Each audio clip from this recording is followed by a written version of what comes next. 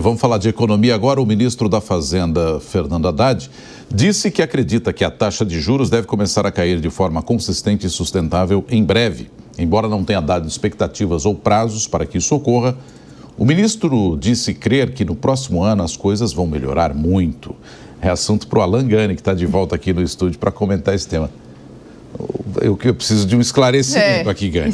Agora há pouco a gente falou que o Galípolo, ou pelo menos a ata do Copom, está dizendo que vai ter prolongamento aí na taxa de juros mais elevada. Agora o ministro diz que vai começar a cair em breve e consistente. Quem tem razão aí nessa história? O ministro Fernando Haddad precisa fazer a lição de casa, hein? Não leu a ata do Copom, né? Chamada oral lá nele. Porque a ata do Copom foi muito clara em dizer que os juros vão permanecer longos aí por um período indeterminado, né? Então, não significa uma queda da taxa de juros a curto prazo e também pegou no pé da parte fiscal, chamou atenção em relação à deterioração das contas públicas, dizendo que o elevado gasto público tem dois efeitos na inflação. Inclusive, foi uma pergunta, Nonato, que você me fez ontem, que quando eleva fortemente o gasto público, isso pressiona a demanda agregada, portanto, a demanda agregada acima da capacidade produtiva do país gera pressão nos preços e deteriora também a dívida pública, aumentando o prêmio de risco. Então, para eu emprestar dinheiro para o governo, para financiar o governo, eu vou pedir mais prêmio, eu vou pedir mais juros. É por essa razão que a taxa de juros fica num patamar muito elevado, por conta da parte inflacionária, mas também por conta da piora do prêmio de risco. E ambos estão ligados ao elevado gasto público brasileiro. E de que forma a valorização da estabilidade do dólar, que a gente vem falando, por exemplo, pode ajudar nisso ou não pode?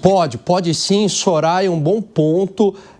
O dólar tem arrefecido perante várias moedas do mundo, isso porque a taxa de juros lá nos Estados Unidos caiu e dá sinais de mais quedas, né? O Banco Central dos Estados Unidos já pontuou 2 ou 3 quedas aí da taxa de juros ainda nesse ano, mais 2 quedas e talvez uma queda adicional no ano que vem.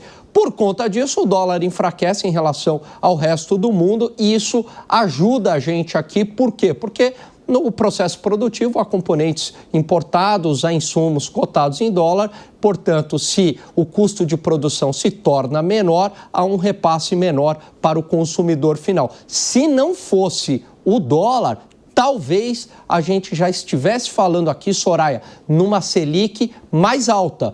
Por quê? Porque com o dólar mais alto ia pegar na inflação e do jeito que o Banco Central sinalizou na ata, talvez a gente estaria aqui falando de uma Selic até de 15,5% eventualmente.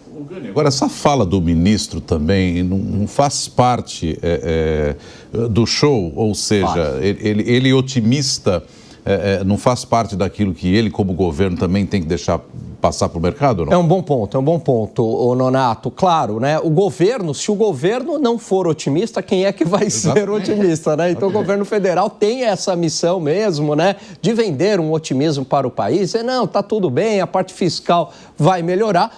O nosso papel aqui na imprensa é justamente ser vigilante, né, em relação a como é que estão aí as contas do governo e o Banco Central, o papel dele é agir tecnicamente para não gerar inflação, ou seja, aumentar a taxa de juros para controlar a inflação, mas evidentemente que é um remédio amargo. Eu acho muito improvável essa desaceleração da inflação ocorrer fortemente no curto prazo.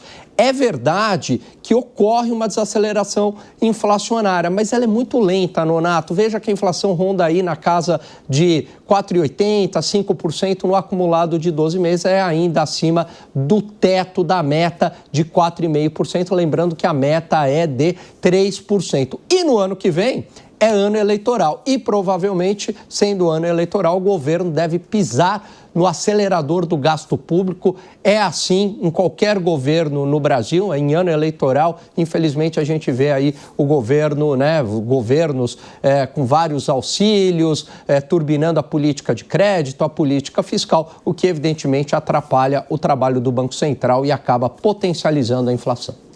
Tá certo. Valeu, Benita, já.